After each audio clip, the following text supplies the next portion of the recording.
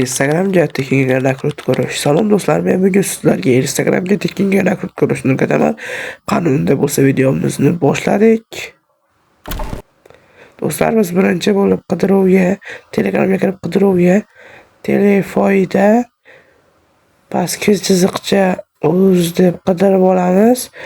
Bu yerda men qanday qilib nakrut ko'rish bo'yicha foydali narsalar va xolos foydali narsa tashlab boraman mana. Bugun nakrut ko'rmoqchi bo'lgan botimiz shu bot yordamida sizlarga nakrut ko'rishni o'rgataman. Mana sizlar botga kirib xizmatlarini bossalaring. Mana YouTube, Telegram, TikTok, Instagram bor. Instagramga like ko'rish, obunachi bor. Va boshqa ijtimoiy tarmoqlar mana.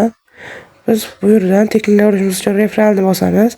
Biz har bir taklif qilgan o'zbek odam uchun 500 so'mdan beradi do'stlar. Bu juda ham yaxshi. Boshqa botlar kam to'laydi yoki hisobingizni to'ldirish orqali ham kartangizdan to'lov qilib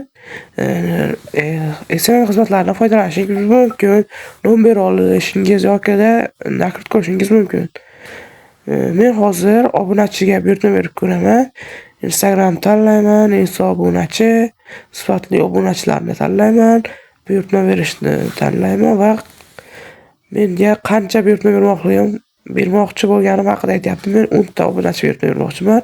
Va buyurtmangiz saqlanadi deyapti. Endi Instagramga kiramiz va profilimiz havolasini kopiya qilib olamiz.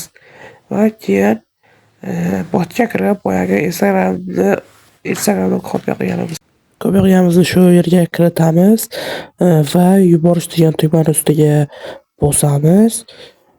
Keyin buyurtmangiz qabul qilindi deydi va Instagramga o'tib kuzatishimiz mumkin obunachilar kelishini. Obunachilar ko'proq vaqt ichida kelishi mumkin, lekin bular chiqib ketmaydi. Obunachilar kamayish juda kam, umuman bo'lmaydi desak ham bo'ladi kamayish.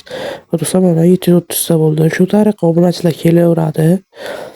O'zi obunachi kelsa, buyurtmangiz bajarilsa, boyagi botdan ham sizga xabar boradi. Mana do'stlar, obunachilar kelyapti. Do'stlar, video foydali bo'lgan bo'lsa kanalimizga obuna bo'lib, videoga like bosib qo'ying. Yangi yilgacha 1,5 mingta bo'laylik. Sizlar bilan har doimgidek telefoyda kanali bo'ldi.